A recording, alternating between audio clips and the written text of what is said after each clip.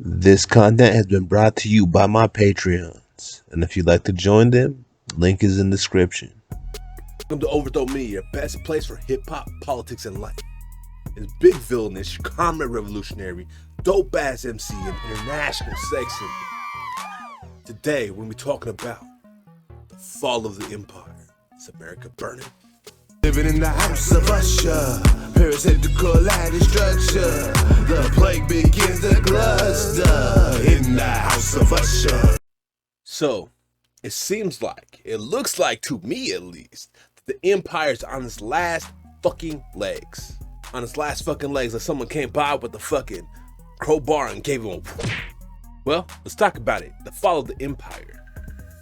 Like, it really looks to me like it's on its last motherfucking legs. Is this really what's happening right now? Because it looks like U.S. had a Tanya Harding put on it, and it's Nancy Kerrigan. So you know its knees are blown out, about to fall over and collapse. The empire seems like literally on its last legs. Why?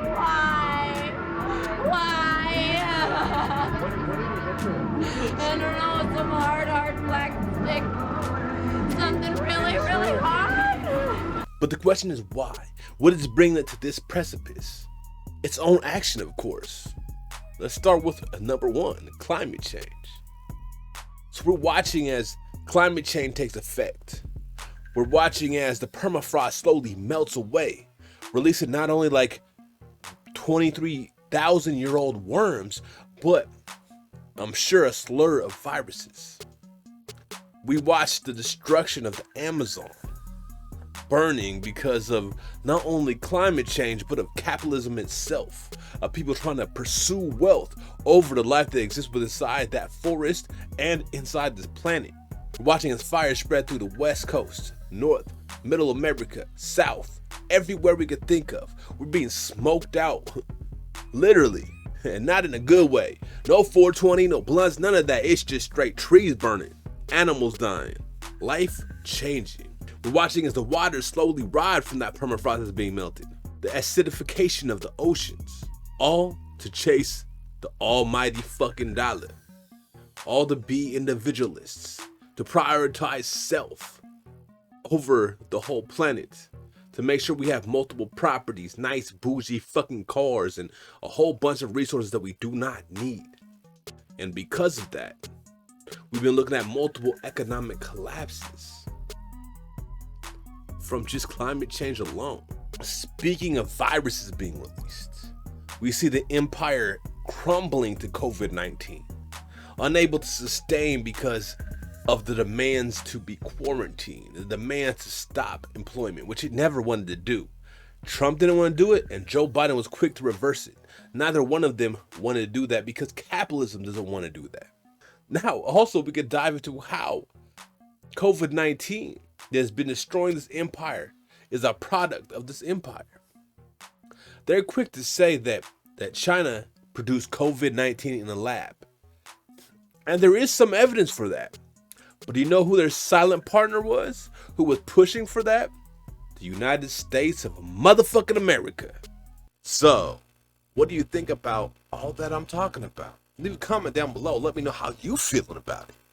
Also, hit that like button, subscribe, hit that bell so you can stay notified. Make sure to put it on all so you get every notification. And follow me on all my social media. That means villainus_music at TikTok, Twitter, Instagram, SoundCloud, Twitch, and Patreon. Now, we can argue about the efficacy and the ethics of producing viruses. It is not as black and white as you may seem. Not all viruses are produced as weapons. Well, at least I don't think China produces all viruses as weapons. America, well, we kind of are warmongers, huh? But the other reason to produce viruses is to find cures for it before there's a mutation that happens, to be able to prepare for possible outbreaks. And that's a legit argument, for sure. The question still comes to me, is it a good idea to be able to play with viruses in those ways? Is that something that we should be doing in the first place? Because I lean towards a no. And why a no? Because when we play with nature like that, there's repercussions, like we're seeing with COVID-19.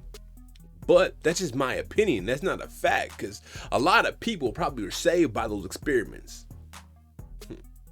But the way capitalism handles everything is haphazard, which may very well have led to the outbreak. Not to mention international commerce and international travel, and having this global world of capitalism is why we got COVID-19. If we were 100, it wasn't the China virus. It was academics who brought it into our country, the bourgeoisie and petite bourgeoisie that brought it into our country, wreaked havoc on the impoverished. The poor, us, we paid the price. But at the same time, capitalism has been suffering because of it. Because of having to shut down, they've lost so much commerce as a whole. Now the wealthy have clearly got wealthier, but the nation itself and the capitalism itself has got weaker. But it's time for a word from sponsors, right?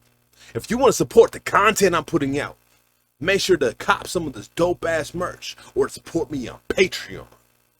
And like I said about with the climate change, the forest fires that have been choking the life out of people left and right, been causing asthma attacks and deaths, deforesting and destroying this beautiful green planet that we have.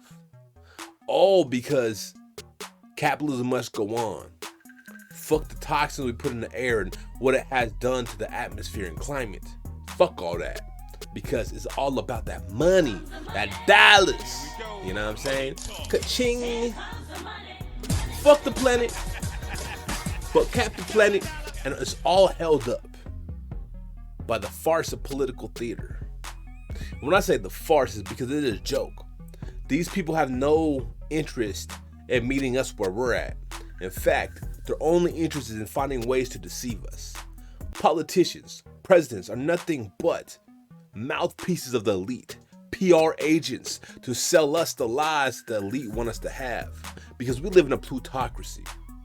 We are taught to worship opulence by these very politicians, not to even mention celebrities.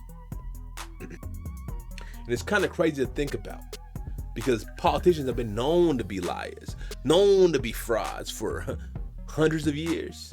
But yet somehow every time election year comes around, we forget this, because they play good guy, bad guy, when all are villains. All serve the elite and serve to better capitalism, which bettering capitalism means destruction to life. They get us chanting for red or for blue, maybe even a little green with some Bernie. But in the end, it is all about sustaining what we have.